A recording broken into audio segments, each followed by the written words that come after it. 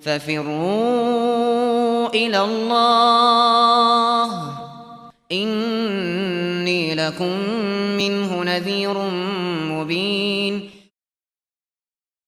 Ustadz, saya seorang musyrifah. Apakah ada keadaan tertentu kita diperbolehkan untuk membuka aib murid kita kepada pihak yang berwenang seperti kepala sekolah? Karena jika dibiarkan, khawatir santri ini akan terus memberi pengaruh buruk kepada teman-temannya. Ia bukan diperbolehkan lagi. Itu malah kadang wajib dia menjelaskan. Bagaimana dia biarkan satu orang misalnya merusak yang lain, sudah diketahui hal yang bisa merusak kemudian dibiarkan. Itu bukan hal yang benar di dalam dunia pendidikan. Ya, dan menyingkap aib yang seperti itu tidak dilarang. Itu diperbolehkan. Karena itu disebutkan oleh Imam Nawawi rahimahullahu ta'ala bahwa itu salah satu dari 6 perkara yang dibolehkan. 6 perkara yang dibolehkan ini dari membicarakan aib orang, dan itu tidak dihitung ghibah.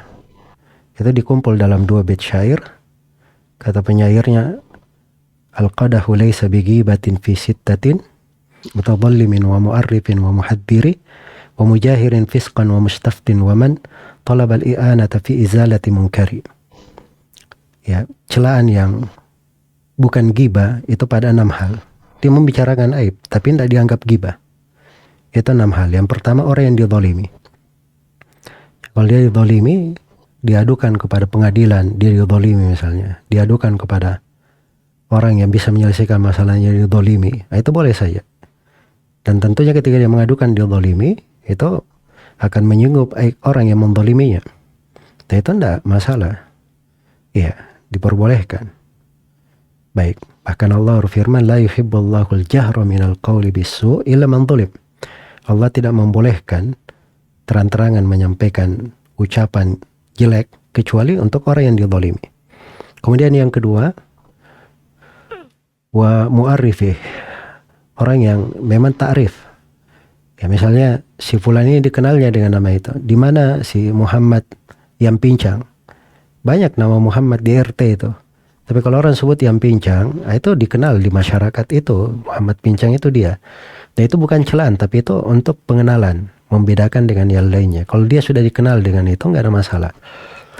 Tidak ada masalah. Dan itu bukan ghibah namanya. Kemudian yang ketiga, muhaddir. Orang yang mentahdir dari kejelekan.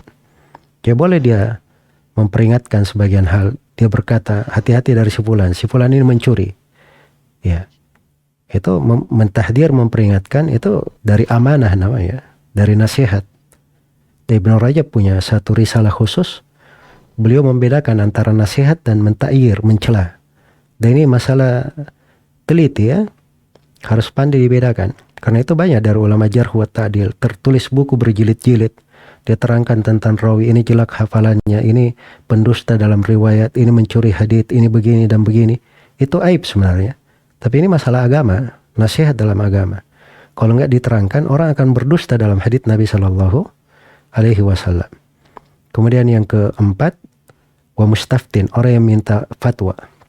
Apa namanya? Wa mujahirin fisqan, orang yang terang-terangan berbuat dosa. Kalau dia terang-terangan berbuat dosa, misalnya berzina atau melakukan dosa terang-terangan, membicarakannya nggak ada masalah, karena dia sudah terang-terangan. Ya. Kullu ummati mu'afa illal mujahirin. Setiap umatku dimaafkan kecuali orang yang terang-terangan. Kemudian yang kelima, wa mustaftin, orang yang minta fatwa. Dia minta fatwa, dia akhirnya menyebut sebagian aib orang karena minta fatwa itu juga nggak apa-apa. Ya.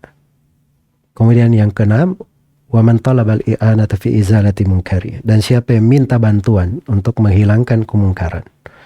Nah, untuk minta bantuan menghilangkan kemungkaran, boleh saja dia menyebut sebagian aib di dalam hal tersebut. Baik, sejumlah perkara ini pendalilannya banyak ya, cuman saya meringkas jawaban. Semoga Allah memberi taufik kepada semuanya. Wallahu ta'ala alam.